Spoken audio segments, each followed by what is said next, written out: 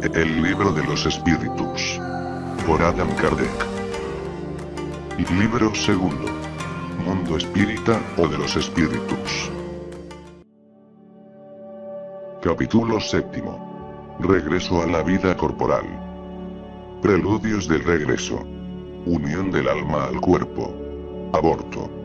Facultades morales e intelectuales del hombre. Influencia del organismo, idiotismo, locura. Acerca de la infancia. Simpatías y antipatías terrenales. Olvido del pasado. Preludios del regreso. 330. ¿Los espíritus conocen la época en la que habrán de reencarnar? La presienten, como el ciego siente el fuego al que se aproxima. Saben que deben retomar un cuerpo, tal como sabéis vosotros que habréis de morir algún día, aunque ignoren cuándo eso sucederá. Véase el 166. 330. La reencarnación, por consiguiente, es una necesidad de la vida espírita, así como la muerte es una necesidad en la vida corporal. Con certeza es así. 331. ¿Se preocupan los espíritus por su reencarnación? Los hay que no piensan en ella en modo alguno, e incluso no la comprenden. Eso depende del grado de adelanto de su naturaleza. Para algunos, la incertidumbre en que se encuentran respecto a su porvenir es un castigo.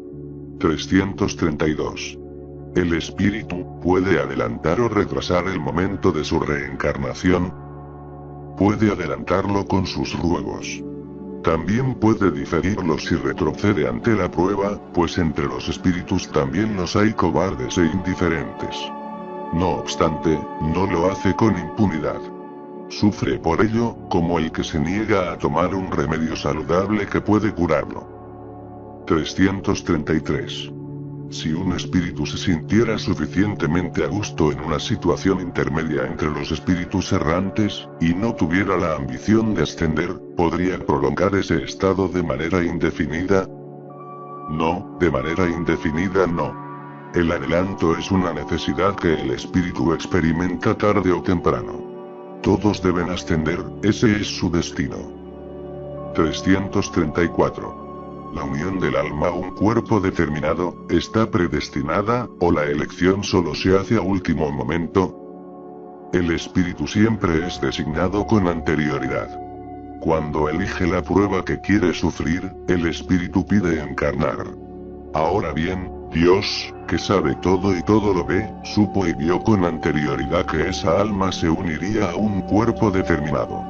335. ¿El espíritu elige el cuerpo en el que habrá de entrar, o solo el género de vida que debe servirle de prueba? También puede elegir el cuerpo, pues las imperfecciones de ese cuerpo son para el espíritu pruebas que lo ayudarán a su adelanto en caso de que supere los obstáculos que en él encontrará. No obstante, si bien el espíritu puede pedirlo, la elección del cuerpo no siempre depende de él. 335. ¿El espíritu podría a último momento negarse a entrar en el cuerpo que eligió? Si se negara, sufriría mucho más que aquel que no hubiese intentado ninguna prueba. 336. ¿Podría suceder que un niño que va a nacer no encuentre un espíritu que quiera encarnar en él? Dios proveería a ello. El niño, cuando debe nacer viable, siempre está predestinado a tener un alma. Nada ha sido creado sin un designio. 337. ¿La unión del espíritu a un cuerpo determinado puede ser impuesta por Dios? Puede ser impuesta, así como las diferentes pruebas, sobre todo cuando el espíritu aún no es apto para hacer una elección con conocimiento de causa. Como expiación, el espíritu puede ser obligado a unirse al cuerpo de un niño, que por su nacimiento y la posición que ocupará en el mundo, puede llegar a ser para él un motivo de castigo. 338. En caso de que muchos espíritus se presenten para ocupar un mismo cuerpo que va a nacer, ¿qué es lo que decidirá entre ellos? Muchos pueden pedirlo, pero es Dios quien en un caso semejante juzga cuál es el más capaz para cumplir la misión a la que el niño está destinado. No obstante, como he dicho, el espíritu es designado antes del instante en que habrá de unirse al cuerpo. 339. El momento de la encarnación es acompañado de una turbación similar a la que se produce cuando el espíritu sale del cuerpo, mucho mayor, y sobre todo más prolongada. Con la muerte, el espíritu sale de la esclavitud. Con el nacimiento, ingresa en ella. 340. El instante en que un espíritu debe encarnar, es para él un momento solemne. Cumple ese acto como algo serio e importante para él.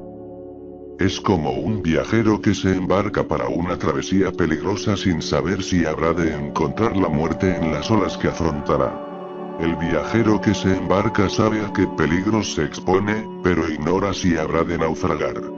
Lo mismo sucede con el espíritu. Conoce el género de pruebas a las que se somete, pero ignora si sucumbirá. Así como la muerte del cuerpo es una especie de renacimiento para el espíritu, la reencarnación es para él una especie de muerte, o más bien de exilio y enclaustramiento. Deja el mundo de los espíritus por el mundo corporal, así como el hombre deja el mundo corporal por el de los espíritus. El espíritu sabe que reencarnará, como el hombre sabe que habrá de morir. No obstante, al igual que éste, solo tiene conciencia de ello en el último momento, cuando llega a la hora establecida. Entonces, en ese instante supremo, la turbación se apodera de él, como en el hombre que agoniza. Esa turbación persiste hasta que la nueva existencia esté netamente formada. La cercanía de la reencarnación constituye una especie de agonía para el espíritu. 341. La incertidumbre en que se encuentra el espíritu en relación con la eventualidad del éxito de las pruebas que sufrirá en la vida, es para él una causa de ansiedad antes de encarnar. Una ansiedad muy grande, puesto que las pruebas de su existencia lo demorarán o lo harán adelantar, conforme las soporte bien o mal. 342. En el momento de reencarnar, acompañan al espíritu otros espíritus amigos suyos, que se acercan a presenciar su partida del mundo espírita, así como van a recibirlo cuando reingresa en él. Eso depende de la esfera en que el espíritu habita. Si se encuentra en las esferas donde reina el afecto, los espíritus que lo aman, lo acompañan hasta el último momento, lo alientan e incluso suelen seguirlo en la vida. 343. Los espíritus amigos que nos siguen en la vida, son los que a veces vemos en sueños, que nos demuestran su afecto y se nos presentan con rasgos desconocidos. Muy a menudo son ellos. Acuden a visitaros, así como vosotros vais a la cárcel a ver a un preso. Unión del alma al cuerpo. Aborto. 344. ¿En qué momento se une el alma al cuerpo? La unión comienza en la concepción, pero solo se completa en el instante del nacimiento. Desde el momento de la concepción, el espíritu designado para habitar en un cuerpo se une a él mediante un lazo fluídico, que se estrecha cada vez más hasta el instante en que el niño es dado a luz. El grito que sale entonces de sus labios anuncia que pertenece al conjunto de los vivientes y servidores de Dios. 345. La unión del espíritu al cuerpo, es definitiva desde el momento de la concepción. Durante esa primera etapa, ¿podría el espíritu renunciar a habitar en el cuerpo designado? La unión es definitiva en el sentido de que otro espíritu no podría reemplazar al que ha sido designado para ese cuerpo.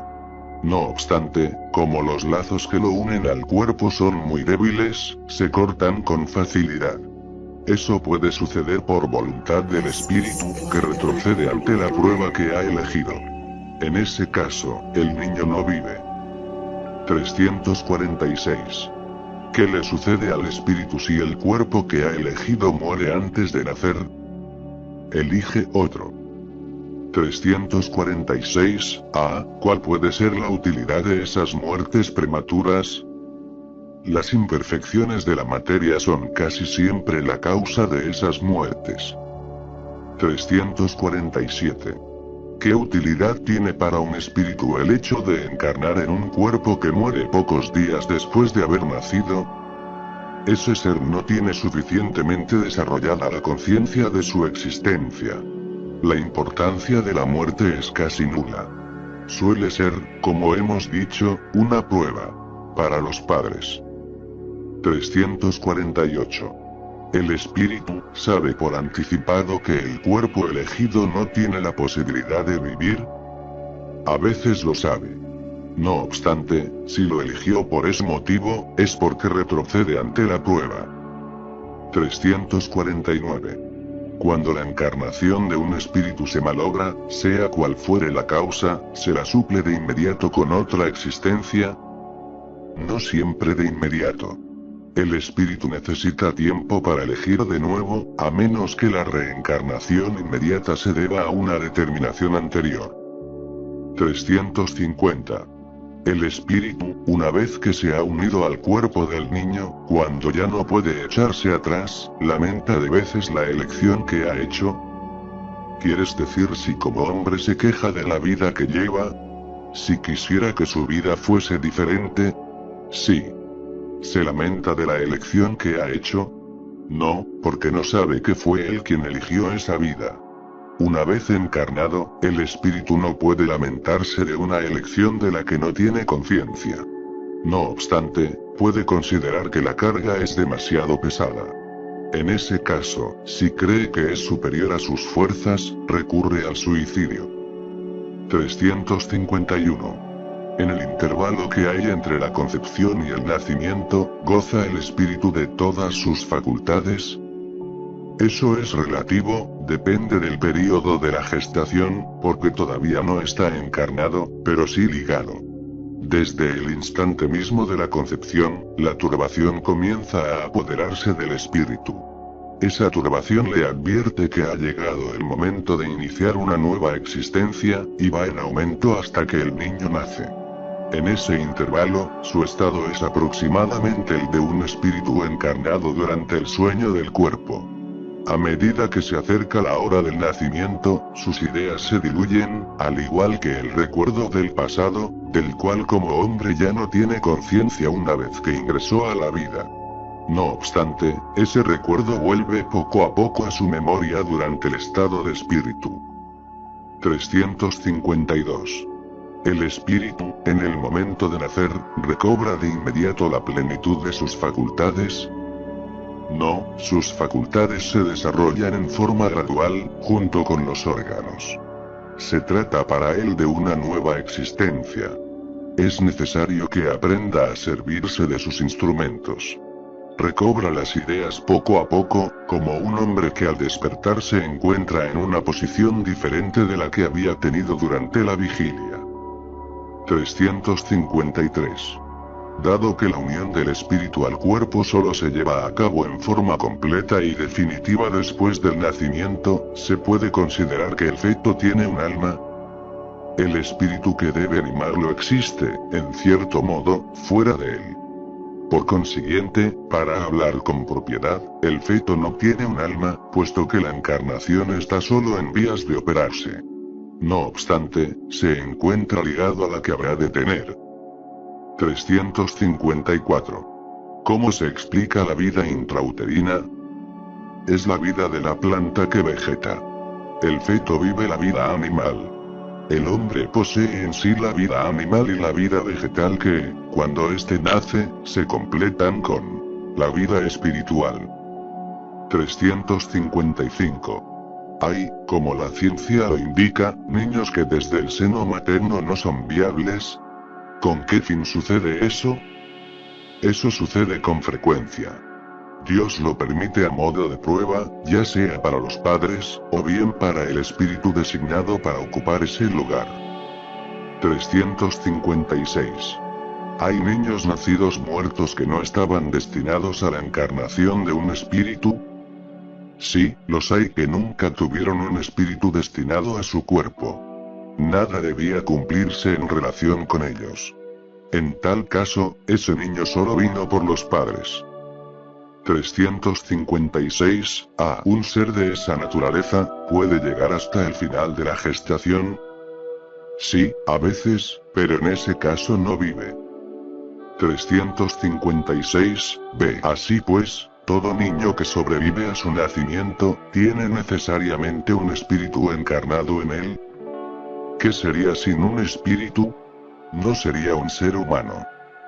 357. ¿Cuáles son, para el espíritu, las consecuencias del aborto? Una existencia nula, que tendrá que recomenzar. 358. El aborto provocado, es un crimen, sea cual fuera el período de la gestación en que se lo realice.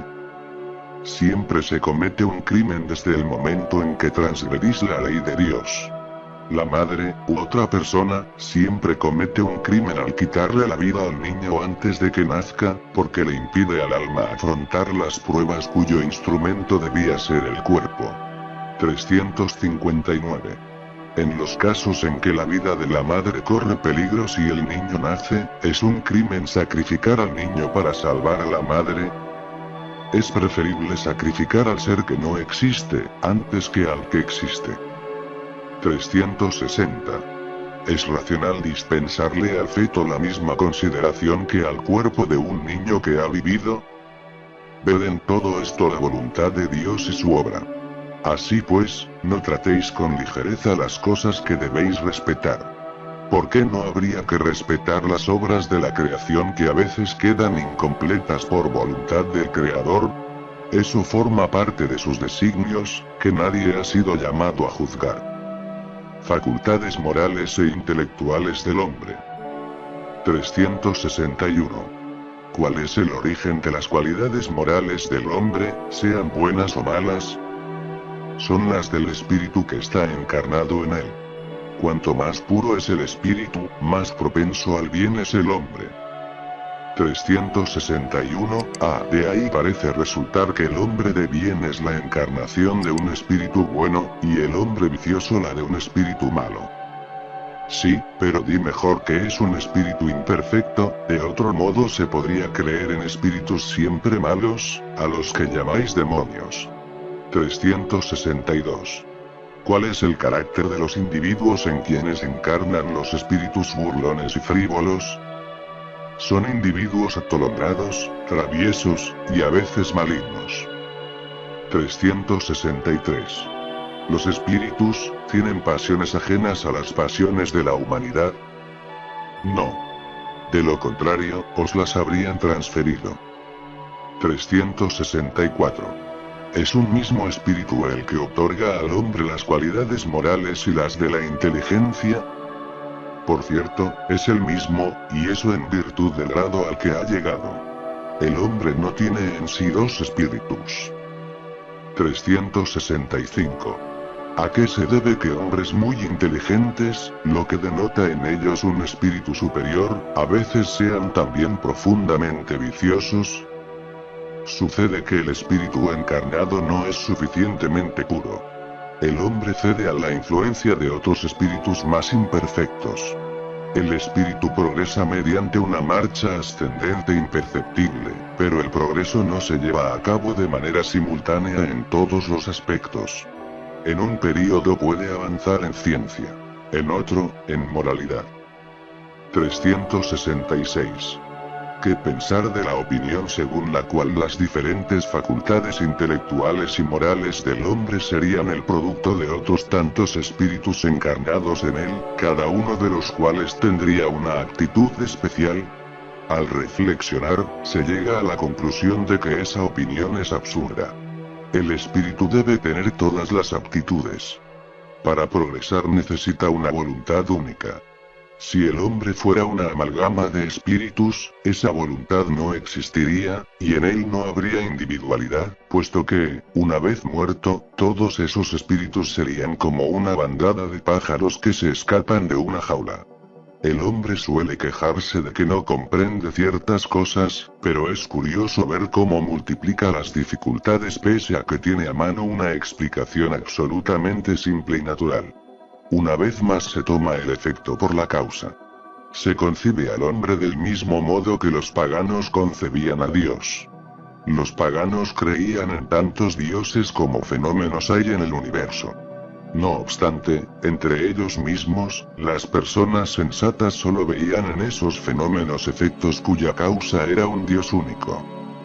El mundo físico y el mundo moral nos ofrecen al respecto numerosos puntos de comparación.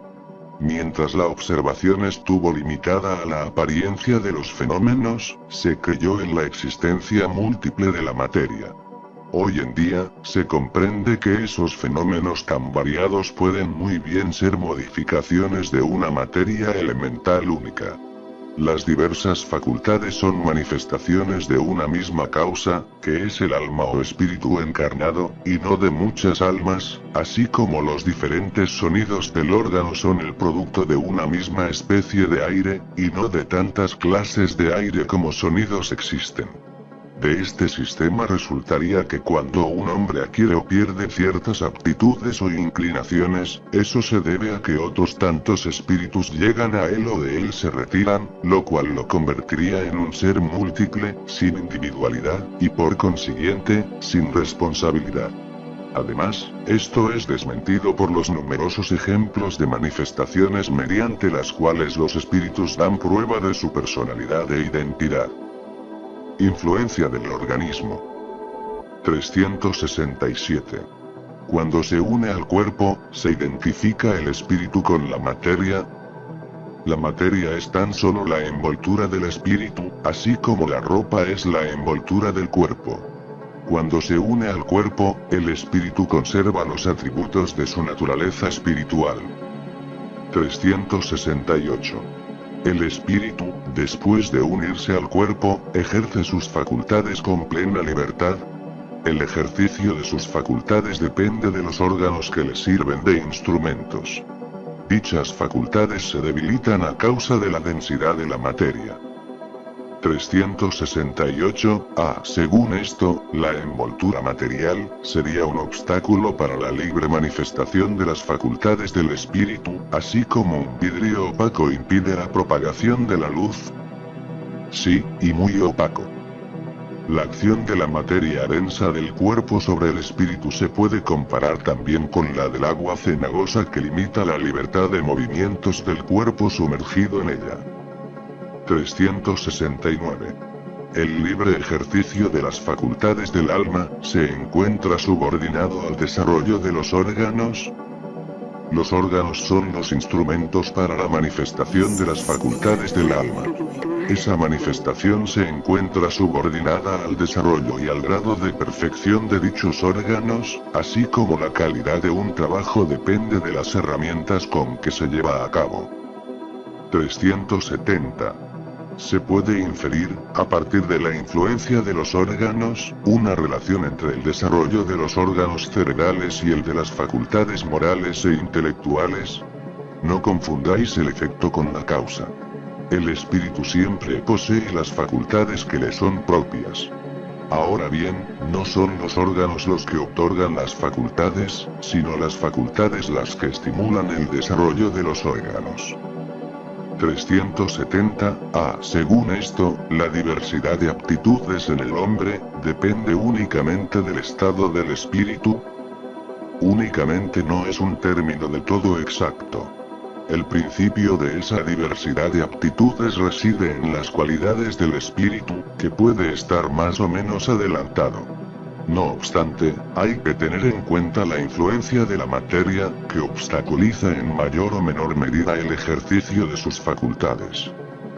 Al encarnar, el espíritu es portador de ciertas predisposiciones. Si se admite que a cada una de ellas le corresponde un órgano en el cerebro, el desarrollo de esos órganos será un efecto, no una causa. En cambio, si las facultades tuvieran su principio en los órganos, el hombre sería una máquina desprovista de libre albedrío y de la responsabilidad de sus actos. Habría que admitir que los más grandes genios, los sabios, los poetas y artistas, lo son apenas porque el acaso les ha otorgado órganos especiales, razón por la cual sin dichos órganos no serían genios. El último imbécil habría sido un Newton, un Virgilio o un Rafael, si hubiese estado provisto de determinados órganos. Esta suposición resulta aún más absurda cuando se la aplica a las cualidades morales. Así, según este sistema, San Vicente de Paúl, dotado por la naturaleza de tal o cual órgano, habría sido un criminal, y al mayor de los criminales solo le habría hecho falta un órgano para ser un San Vicente de Paúl. Por el contrario, si admitís que los órganos especiales, si es que existen, son la consecuencia de las facultades y se desarrollan mediante el ejercicio de estas, así como los músculos lo hacen por medio del movimiento, nada os resultará irracional. Hagamos una comparación trivial, a fuerza de ser cierta. Por determinados rasgos fisonómicos podéis reconocer al hombre entregado a la bebida. Ahora bien, ¿son esos rasgos los que hacen de él un ebrio, o es la embriaguez la que los produce? Se puede decir pues, que los órganos reciben la impresión de las facultades. Idiotismo, locura. 371. ¿Tiene fundamento la opinión según la cual los cretinos e idiotas tendrían un alma de naturaleza inferior? No. Tienen un alma humana, con frecuencia más inteligente de lo que creéis, que sufre por la insuficiencia de los medios de que dispone para comunicarse, así como el mudo sufre por no poder hablar. 372. ¿Con qué fin la providencia crea seres desdichados, como los cretinos e idiotas? Son espíritus que habitan en cuerpos de idiotas como castigo. Padecen por el constreñimiento que experimentan y por la imposibilidad de manifestarse a través de órganos no desarrollados o defectuosos. 372. Entonces, ¿es incorrecto decir que los órganos no influyen en las facultades? Nunca dijimos que los órganos no influyen. Ejercen una influencia muy importante sobre la manifestación de las facultades, pero no las otorgan. Ahí radica la diferencia. Un buen músico no podrá tocar correctamente un instrumento defectuoso, pero eso no significa que dejará de ser un buen músico. Es necesario distinguir el estado normal del patológico. En el estado normal, lo moral supera el obstáculo que la materia le opone. No obstante, hay casos en que la materia ofrece una resistencia tal, que las manifestaciones son impedidas o desnaturalizadas, como en la idiotez y la locura. Esos son casos patológicos, y como en dicho estado el alma no goza de plena libertad, la propia ley humana la exime de la responsabilidad de sus actos. 373. ¿Cuál es el mérito de la existencia de seres que, como los idiotas y los cretinos, al no poder hacer el bien ni el mal, no pueden progresar? Se trata de una expiación impuesta al abuso que han podido hacer de ciertas facultades. Es un intervalo. 373. El cuerpo de un idiota puede entonces albergar a un espíritu que haya animado a un hombre de genio en una existencia precedente. Sí. La genialidad a veces se convierte en una calamidad cuando se abusa de ella. La superioridad moral no siempre se corresponde con la superioridad intelectual. Los más grandes genios tal vez tengan mucho que expiar. De ahí que a menudo deban sobrellevar una existencia inferior a la que ya vivieron, y una causa de padecimientos. Los obstáculos que impiden al espíritu manifestarse son como las cadenas que limitan los movimientos de un hombre vigoroso. Se puede decir que los cretinos e idiotas son lisiados por el cerebro, así como el cojo lo es por las piernas y el ciego por los ojos. 374. El idiota, en el estado de espíritu, ¿tiene conciencia de su estado mental?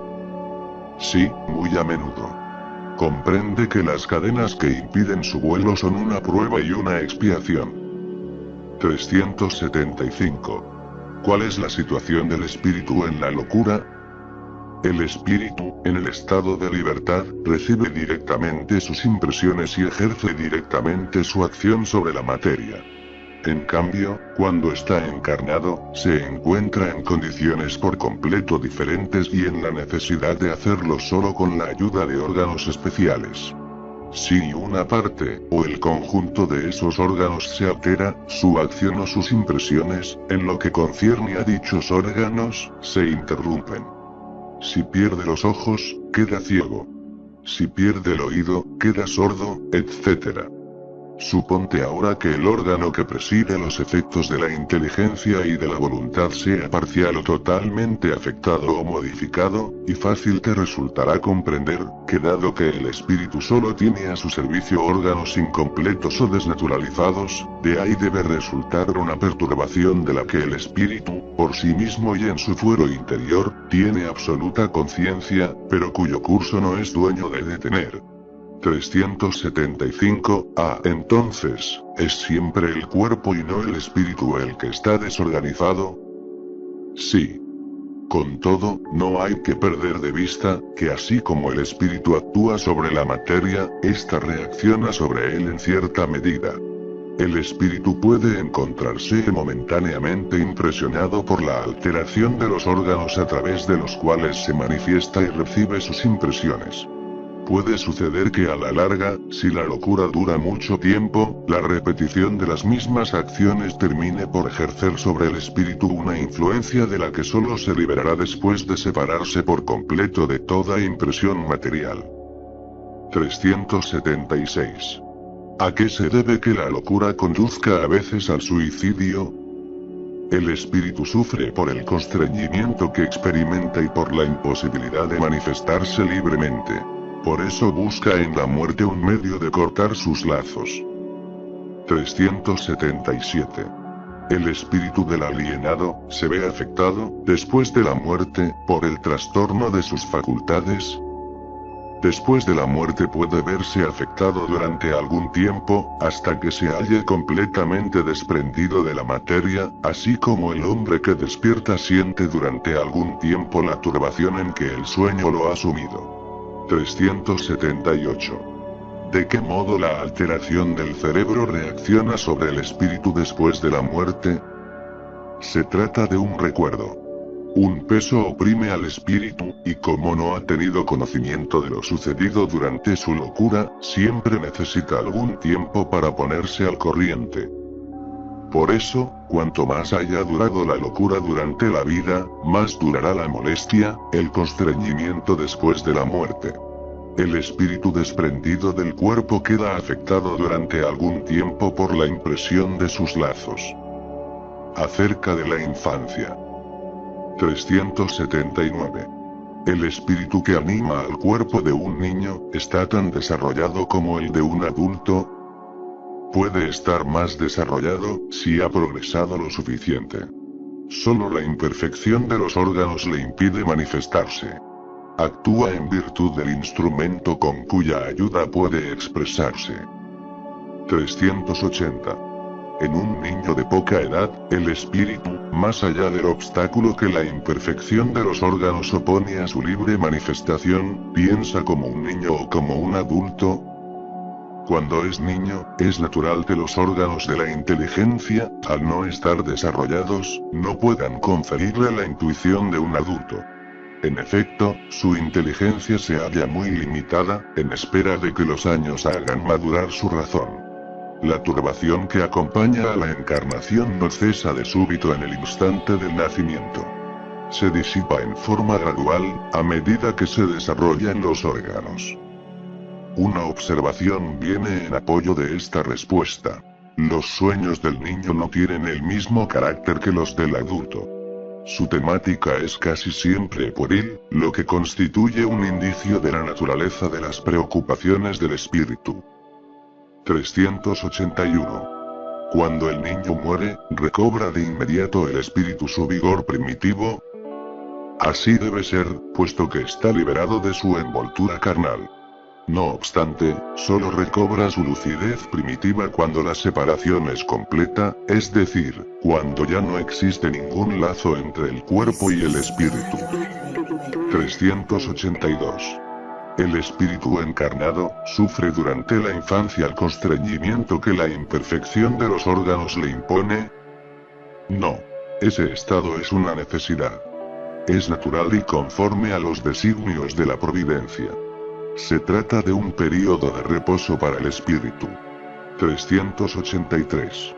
¿Cuál es la utilidad, para el espíritu, de pasar por el estado de infancia? Dado que el espíritu encarna con miras a perfeccionarse, durante ese periodo es más permeable a las impresiones que recibe y que pueden favorecer su adelanto, al cual deben contribuir quienes están a cargo de su educación. 384. ¿Por qué las primeras manifestaciones del niño son los gemidos? Para excitar el interés de la madre y provocar los cuidados que necesita. ¿No comprendes que si solo lanzara voces de alegría, cuando aún no sabe hablar, los demás pocos se inquietarían por lo que le hace falta? Admirad en todo pues, la sabiduría de la providencia. 385. ¿A qué se debe el cambio que se opera en el carácter a cierta edad, particularmente al salir de la adolescencia? ¿Es el espíritu el que se modifica? Es el espíritu que recobra su naturaleza y se muestra tal como era. Vosotros no conocéis el secreto que los niños ocultan tras su inocencia. No sabéis lo que son, lo que han sido ni lo que serán. Sin embargo, los amáis. Los queréis como si fueran parte de vosotros mismos, a tal punto que el amor de una madre para con sus hijos es considerado el amor más grande que un ser puede sentir por otro. ¿De dónde procede ese dulce afecto, esa tierna benevolencia que hasta los extraños experimentan ante un niño? ¿Lo sabéis? No. Os lo voy a explicar. Los niños son los seres que Dios envía a nuevas existencias. Para no dar lugar a que ellos le reprochen una severidad excesiva, les concede las apariencias de la inocencia. Incluso en un niño de malas tendencias, sus faltas quedan disimuladas tras la inconsciencia de sus actos. Esa inocencia no constituye una superioridad real en relación con lo que los niños eran antes, sino la imagen de lo que deberían ser. Si no lo son, únicamente sobre ellos recae la pena. Pero Dios no les ha dado ese aspecto solo por ellos, sino también y sobre todo por sus padres, cuyo amor es necesario para su fragilidad. Ese amor se vería debilitado de manera notable ante la presencia de un carácter áspero y desapacible. En cambio, como los padres creen que sus hijos son buenos y tiernos, les brindan todo su afecto y los rodean de los más primorosos cuidados. No obstante, cuando los niños ya no necesitan esa protección, esa asistencia que se les ha brindado durante 15 o 20 años, reaparece su carácter real e individual en toda su desnudez. Dicho carácter continuará siendo bueno si el niño fundamentalmente lo era, aunque en todos los casos habrá de poner en evidencia matices que la primera infancia mantuvo escondidos. Ya veis que los caminos de Dios son siempre los mejores, y que cuando se tiene el corazón puro, la explicación se comprende con facilidad. En efecto, tened muy presente que el espíritu de un niño que nace entre vosotros puede proceder de un mundo en el que ha adquirido hábitos por completo diferentes. ¿De qué modo querríais que estuviese en medio de vosotros ese nuevo ser que viene con pasiones muy distintas de las que tenéis, cuyas inclinaciones y gustos son totalmente opuestos a los vuestros? ¿Cómo querríais que él se incorporara de vuestras filas de otro modo que conforme Dios lo quiso, es decir, a través del tamiz de la infancia? En ella se confunden la totalidad de los pensamientos, los caracteres y las variedades de seres engendrados por esa infinidad de mundos en los cuales se desarrollan las criaturas. Vosotros mismos, al morir, os encontraréis en una especie de infancia, en medio de nuevos hermanos. En vuestra nueva existencia no terrenal ignoraréis los hábitos, las costumbres, las relaciones de ese mundo nuevo para vosotros. Manejaréis con dificultad una lengua que no estaréis habituados a hablar, una lengua aún más viva que vuestro actual pensamiento. Véase el 319. La infancia tiene además otra utilidad.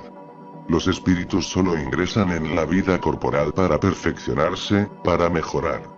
La fragilidad de los primeros años los vuelve flexibles, accesibles a los consejos de la experiencia y de quienes deben hacerlos progresar.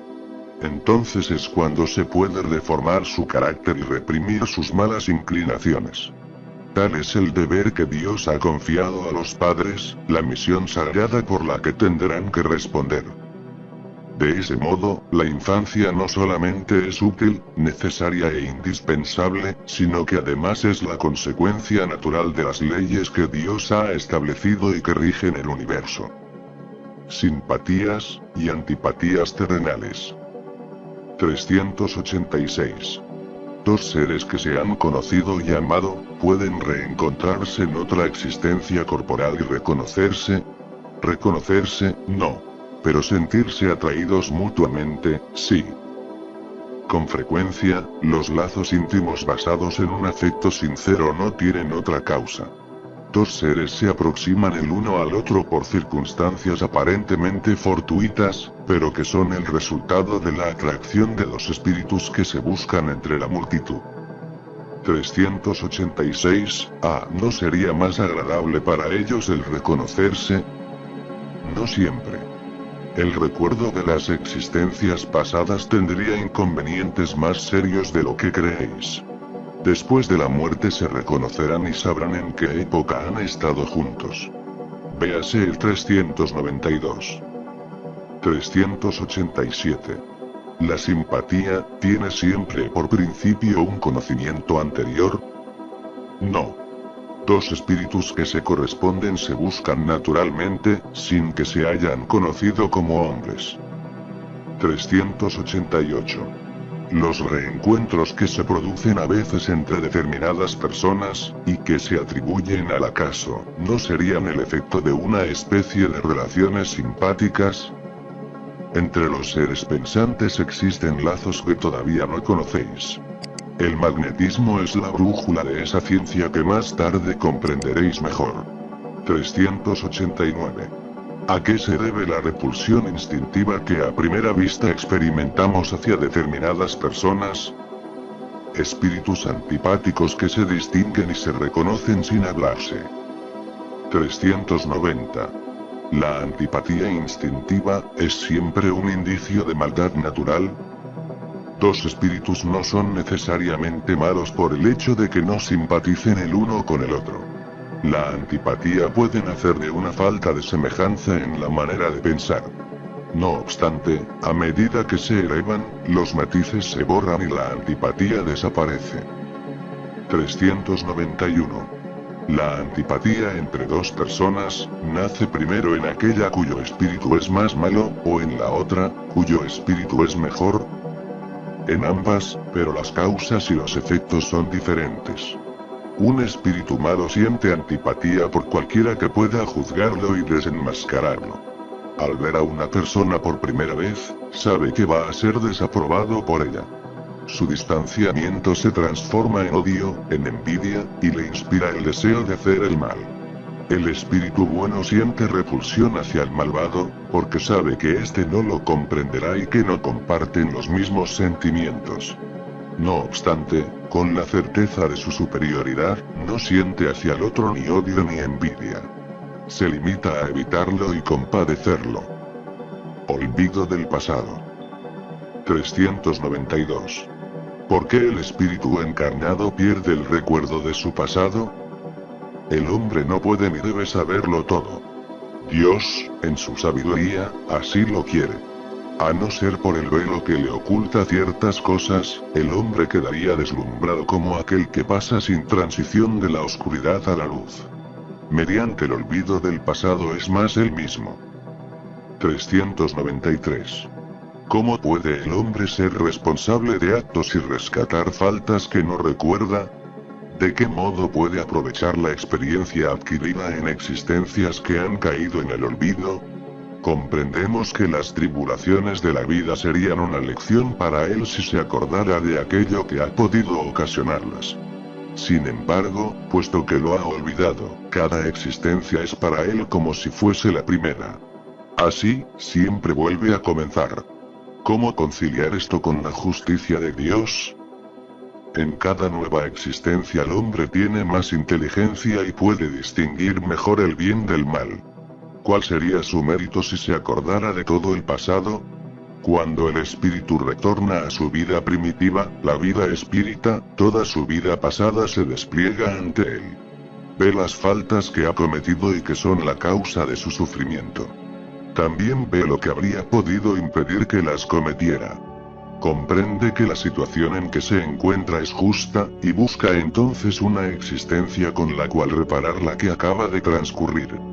Busca pruebas análogas a las que pasó, o las luchas que considere adecuadas para su adelanto, y pide a los espíritus superiores a él que lo ayuden en esa nueva tarea que emprende, pues sabe que el espíritu que se le asignará como guía en esa nueva existencia tratará de hacerlo reparar sus faltas dándole una especie de intuición de las que cometió.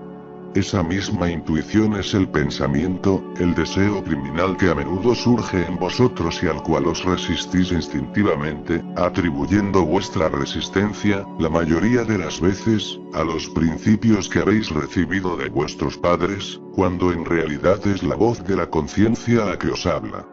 Esa voz es el recuerdo del pasado, la voz que os advierte para que no volváis a caer en las faltas que habéis cometido. Si el espíritu que ha ingresado en esa nueva existencia sufre esas pruebas con valor y resiste, se habrá elevado y ascenderá en la jerarquía de los espíritus, cuando vuelva a estar con ellos.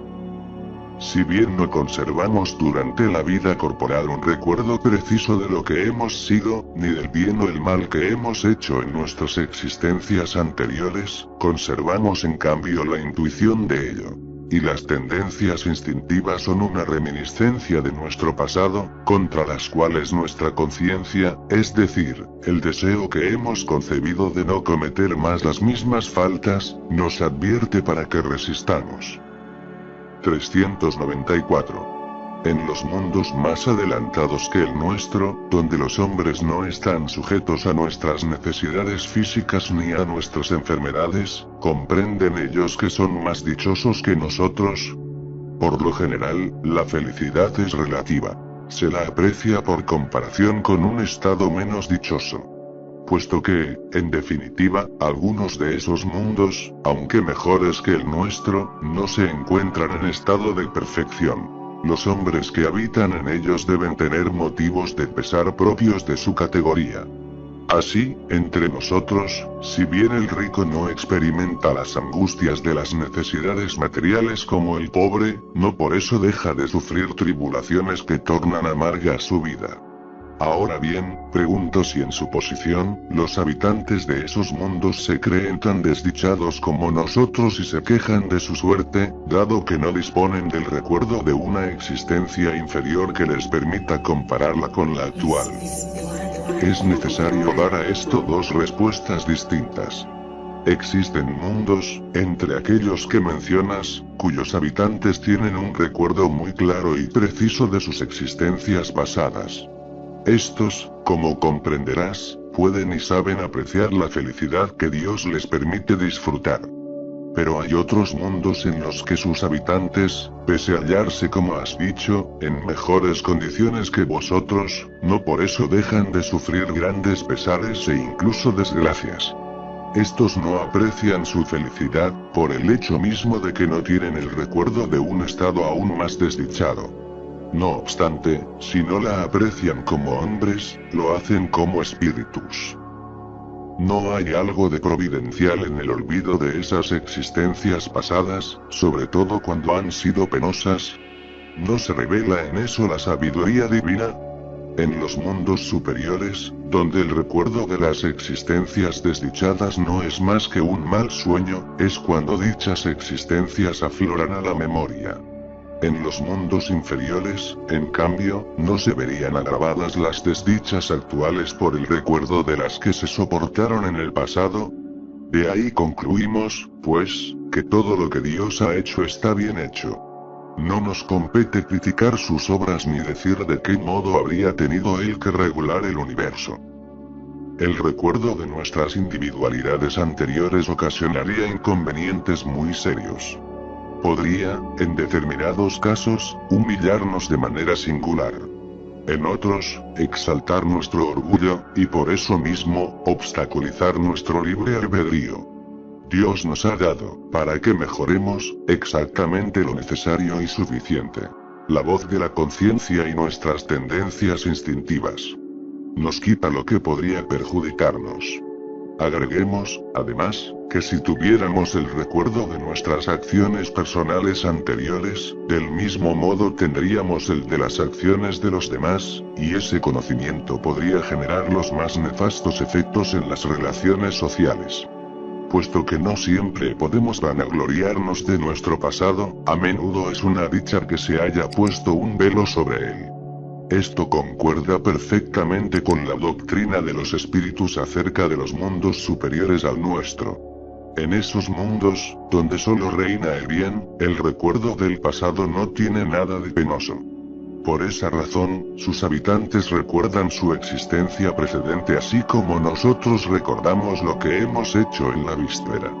En cuanto a su permanencia en los mundos inferiores, su recuerdo, como hemos dicho, no es más que un mal sueño. 395. ¿Podemos tener algunas revelaciones acerca de nuestras existencias anteriores? No siempre. Sin embargo, muchos saben lo que han sido y lo que hicieron. Si se les permitiera decirlo abiertamente, harían extraordinarias revelaciones acerca de su pasado. 396. Algunas personas creen tener un vago recuerdo de un pasado desconocido, que se les presenta como la imagen fugaz de un sueño que en vano se intenta retener. ¿Esa idea es solo una ilusión? A veces es real. Pero también suele ser una ilusión contra la cual hay que ponerse en guardia, porque puede ser el efecto de una imaginación sobreexcitada. 397. En las existencias corporales de naturaleza más elevada que la nuestra, ¿es más preciso el recuerdo de las existencias anteriores? Sí. A medida que el cuerpo se torna menos material, recordamos mejor. El recuerdo del pasado es más claro en quienes habitan en los mundos de un orden superior. 398. Puesto que las tendencias instintivas del hombre son una reminiscencia de su pasado, se sigue de ahí que, mediante el estudio de esas tendencias, puede conocer las faltas que ha cometido. Sin duda, pero hasta cierto punto. Es preciso tener en cuenta el mejoramiento que ha podido operarse en el espíritu y las resoluciones que ha tomado en el estado errante. La existencia actual puede ser mucho mejor que la precedente. 398. ¿Podría ser peor? Es decir, ¿puede el hombre cometer en una existencia faltas que no ha cometido en la precedente? Eso depende de su adelanto. Si no sabe resistir a las pruebas puede ser conducido a nuevas faltas, que son la consecuencia de la posición que él ha elegido. No obstante, por lo general, esas faltas indican un estado estacionario más que uno retrógrado, porque el espíritu puede avanzar o detenerse, pero no retrocede. 399. Dado que las vicisitudes de la vida corporal son una expiación de las faltas del pasado, y a la vez, pruebas para el porvenir, se puede deducir de la naturaleza de esas vicisitudes el género de la existencia anterior. Con mucha frecuencia. Pues cada uno es castigado por donde pecó. No obstante, no hay que hacer de esto una regla absoluta. Las tendencias instintivas son un indicio más seguro, porque las pruebas que sufre el espíritu guardan relación tanto con el porvenir como con el pasado. Cuando llega al término que la providencia le señaló para su vida errante, el propio espíritu elige las pruebas a las que desea someterse a los efectos de apresurar su adelanto, es decir, el género de existencia que considera más adecuado para proveerle los medios necesarios para ese fin, y esas pruebas siempre guardan relación con las faltas que debe expiar. Si triunfa, se eleva. Si sucumbe, tiene que volver a empezar. El espíritu goza siempre de su libre albedrío. En virtud de esa libertad elige, en el estado de espíritu, las pruebas de la vida corporal. Y en el estado de encarnación delibera acerca de lo que hará o no. Y elige entre el bien y el mal. Negarle al hombre el libre albedrío sería reducirlo a la condición de máquina. Cuando vuelve a la vida corporal, el espíritu pierde durante un tiempo el recuerdo de sus existencias anteriores, como si un velo se las ocultara. Con todo, a veces tiene de ellas una conciencia vaga, e incluso pueden serle reveladas en determinadas circunstancias. Pero esto último solo sucede por voluntad de los espíritus superiores, que lo hacen en forma espontánea, con un objetivo útil, y nunca para satisfacer una vana curiosidad. Las existencias futuras no pueden ser reveladas en ningún caso, puesto que dependen de la manera como se cumpla la existencia presente y de la elección ulterior del espíritu. El olvido de las faltas cometidas no es un obstáculo para el mejoramiento del espíritu, puesto que, si bien éste no conserva de ellas un recuerdo preciso, el conocimiento que esas faltas tenía en el estado errante, así como el deseo que ha concebido de repararlas, lo guían por intuición y le infunden la idea de resistir al mal. Esa idea es la voz de la conciencia, en la cual lo secundan los espíritus que lo asisten, si escucha las buenas inspiraciones que ellos le sugieren. Si bien el hombre ignora las acciones concretas que realizó en sus existencias anteriores, siempre puede saber por qué clase de faltas se ha hecho culpable y cuál era su carácter dominante. Para eso le basta con estudiarse a sí mismo. De ese modo, podrá juzgar lo que ha sido, no por lo que es, sino por sus tendencias. Las vicisitudes de la vida corporal son, al mismo tiempo, una expiación de las faltas del pasado y pruebas para el porvenir. Nos purifican y elevan, en caso de que las suframos con resignación y sin quejarnos. La naturaleza de las vicisitudes y pruebas que sufrimos también puede instruirnos acerca de lo que hemos sido y de lo que hicimos, así como en la tierra juzgamos los actos de un culpable por la pena que la ley le inflige. De ese modo, el orgulloso será castigado por la humillación de una existencia en una posición subalterna. El mal rico y el avaro, por la miseria. El que ha sido cruel para con los demás, por las crueldades que habrá de sufrir. El tirano, por la esclavitud. El mal hijo, por la ingratitud de sus propios hijos. El perezoso, por un trabajo forzado, etc.